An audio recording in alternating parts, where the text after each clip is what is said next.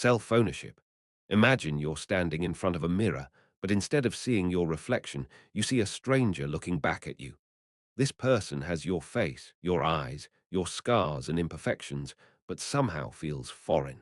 You raise your hand, and they mirror the movement perfectly, yet you can't shake the feeling that you're looking at someone you've never truly met.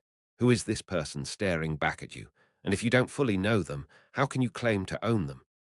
The ancient Stoics believed deeply in self-ownership, the idea that you are the sovereign ruler of your own mind, your own choices, your own responses to the world. Yet here lies a beautiful paradox. The more you try to possess yourself completely, the more you discover how little of yourself you actually control. Your heartbeat, your dreams, your sudden flashes of memory, your instinctive reactions, these seem to happen to you rather than by you. On one hand, you wake up each morning with the profound sense that this body, this mind, these thoughts are unquestionably yours. You move through the world making decisions, forming opinions, choosing what to eat for breakfast or which path to take home. There's an undeniable intimacy in being yourself that no one else can access.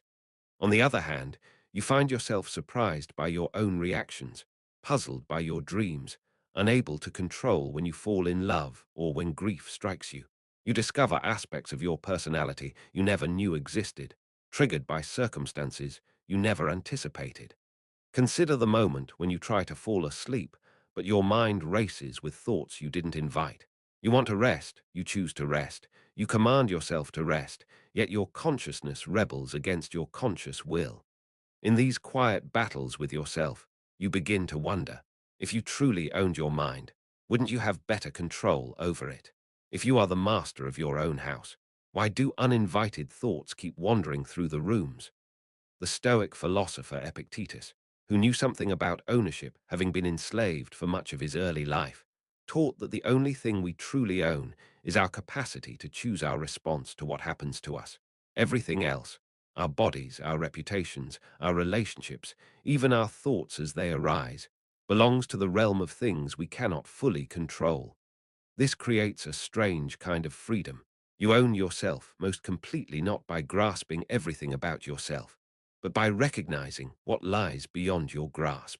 You begin to notice that self-ownership isn't like owning an object you can hold in your hands and examine from every angle. It's more like being the captain of a ship you're still learning to navigate, sailing through waters you've never charted before. You can set the direction and adjust the sails, but you cannot control the wind or the waves.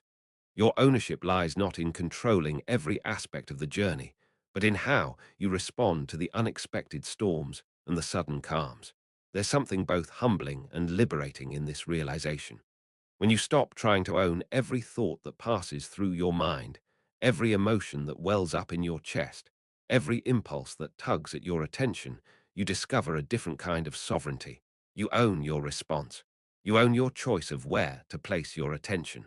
You own your decision of which thoughts to engage with and which to let drift by like clouds across the sky.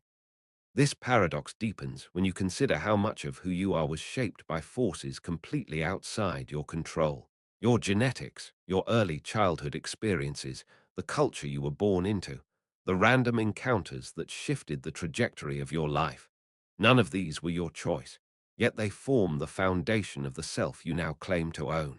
You are simultaneously the author and the character in a story where many of the most important plot points were written before you learned to hold a pen. Perhaps self-ownership is less like possessing property and more like tending a garden. You don't own the weather, the soil, or the fundamental nature of the seeds you plant, but you can choose what to nurture and what to weed out. You can decide where to direct your attention, your effort, your care. The garden grows in ways that surprise you, develops characteristics you didn't plan, but your ownership lies in your ongoing relationship with it, not in your ability to control its every detail. The strangest part of this paradox is how the less you grasp at complete self-control, the more authentic ownership you actually experience. When you stop fighting the parts of yourself that feel foreign or uncontrollable, you create space for a different kind of self-relationship. You become both the observer and the observed, the ruler and the citizen of your own inner kingdom. You learn to govern not through force, but through understanding. In the quiet moments before sleep, when your conscious control begins to soften and fade, you might catch a glimpse of what true self-ownership looks like. It's not the rigid control of a dictator, but the flexible strength of someone who knows they belong to themselves, not because they can command every aspect of their being, but because they can choose their relationship with whatever arises. You own your response to your own mystery. This kind of ownership brings a profound peace. You stop fighting the parts of yourself you cannot control and start embracing your role as the conscious witness and guide of your own experience. You realize that self-ownership isn't about having power over every aspect of yourself, but about taking responsibility for the one thing that is truly yours, how you meet whatever emerges from the depths of your being. It's not about solving the paradox of how you can own something you don't fully understand or control. It's about noticing that perhaps ownership itself is more mysterious and more gentle than you once believed, and finding rest in the knowledge that you belong to yourself in ways that transcend possession.